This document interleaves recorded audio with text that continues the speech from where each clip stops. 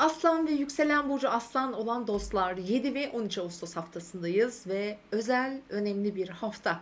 Özellikle de siz Aslan burçları için eğer yükseleniniz Aslansa lütfen yükselen burcunuza göre takip edin. Sonra Güneş, sonra Ay ve diğer gezegen yerleşimlerinizde eğer Aslan varsa özel noktalar da dahil buna önemli bir süreç. Şimdi Aslanlar için zaten bir Venüs retrosu var burcunuzda.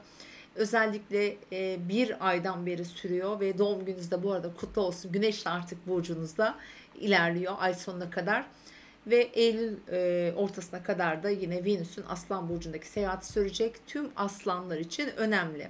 Şimdi bu haftaya baktığımızda bu haftanın ilk 2 gününde tam kariyer evinde hayatınızın tepe noktasında bir ay var Boğa burcunda. Haftanın ilk 2,5 günü çarşamba gününe kadar, çarşamba öğle saatlerine kadar Boğa burcunda ve hayatınızdaki çok önemli konulara değindirecek sizi. Çünkü burada Güneş'in, burcunuzdaki Güneş'e Jüpiter'in bir karesi var ve yine haftanın ortalarına doğru 8-9 Ağustos günlerinde de Uranüs'le yine bir Venüs'ün karesi olacak. Hem Venüs hem Güneş burcunuzda olduğuna göre bu hayatınızın tamamını ilgilendiren konularda ani yön değişimleri, radikal kararlar, beklenmeyen gelişmeler ki özellikle iş partner ilişkilerinde daha çok olabilir.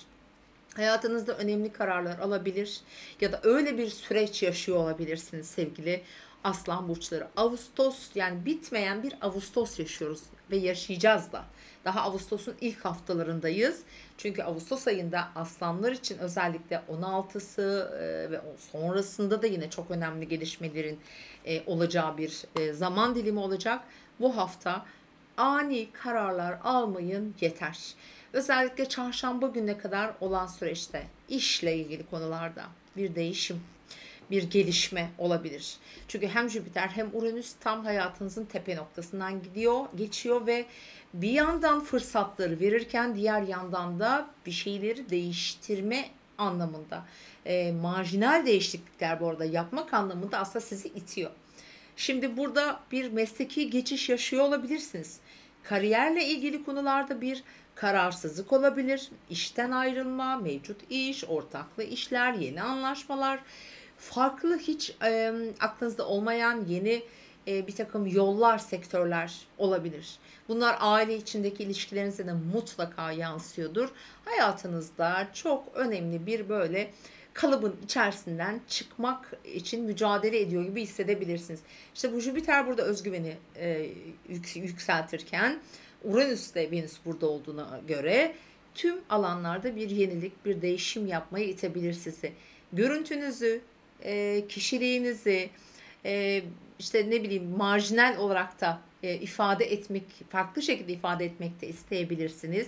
İlişkilerinizle ilgili bir takım sorunlar varsa bunları tekrar gözden geçirmek gerekebilir. Lütfen ani kararlar, tekrar söylüyorum, almayın sevgili Aslan burçları. Bu bir değişim ve dönüşüm sürecidir. Bu bir süreç, bu devam edecek. Çünkü bu haftanın özellikle ikinci yarısından itibaren ki bu da sizin için önemli. Önce onu söyleyelim. Hafta sonunda Güneş'in Venüs'te kavuştuğu bir hafta sonu yaşayacağız. Bu sizin için şu anlattıklarımın içinden çıkabileceğiniz bir fırsat olabilir.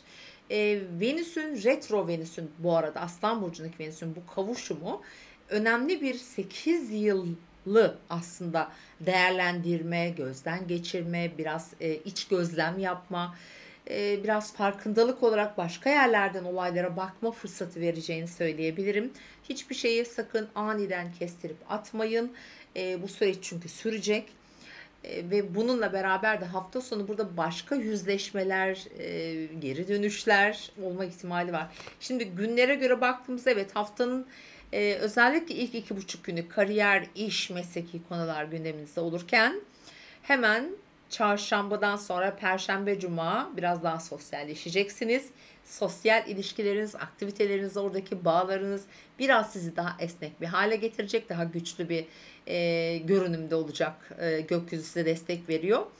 Ve yine çarşamba gününden itibaren Jüpiter ve Merkür'ün de güzel bir etkileşim var. Bu aslanların aslında şu an bahsetmiş olduğum konularda acele etmezseniz eğer böyle bir gündem varsa bu Jüpiter'le Merkür anlaşma getirir.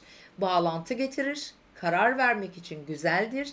Özellikle bakın işle ilgili, parayla ilgili, gelirlerle ilgili, beklenen para, yatırılması gereken ödeme vesaire gibi konularda da. Çünkü parasal anlamda da biraz sıkıntılar yaşayan bir süreçtesiniz. Sıkıntı demeyelim de biraz daha ince eleyip sık dokuduğunuz, daha kontrollü gitmeye çalıştığınız bir süreç sizin. İşte bu süreci tamamlayacak bir çarşamba sonrası buraya gelebilir. Evet, önemli anlaşma, söz verme veya bir beklentiyi karşılama gibi durumlar ki bunlar ticari anlamda da olabileceğini söyledim. Evet, seyahat, yolculuk bu arada çok önemli. Yine bunlar da gelebilir. Bu daha faydalı olacak sizin için. Şimdi hafta sonuna geldiğimizde ise önümüzdeki hafta sonu ay geçecek Yengeç burcuna ve biraz önce de dediğim gibi Venüs'ün Güneş'le kavuştuğu bir hafta sonu olacak. Biraz düşünceli, içe dönük, sorgulayan, belki yalnız kalmak isteyeceğiniz, önemli konuları gözden geçireceğiniz, içselleştireceğiniz, sezgilerinizin de çok güçlü olacağı bir hafta sonu yaşayacaksınız. O yüzden acele etmeyin lütfen. Çok önemli kararlar bunlar, sağlık, iş vesaire ki özellikle işte olma ihtimali yüksek. Hafta sonundan sonra yani gelecek hafta ki bilhassa 16'sını bekleyin derim sevgili Aslan ve yükselen burcu Aslan olan dostlar. Bizim hayata tutunmak için sebeplerimizi çoğaltacak bir süreç gelecek. Sürpriz olacak, hiç beklemediğimiz yerden gelecek. Şimdiden size bunun müjdesini vereyim. Evet, izlediğiniz için teşekkür ediyorum. Lütfen kanalıma da abone olmayı unutmayın. Hoşçakalın.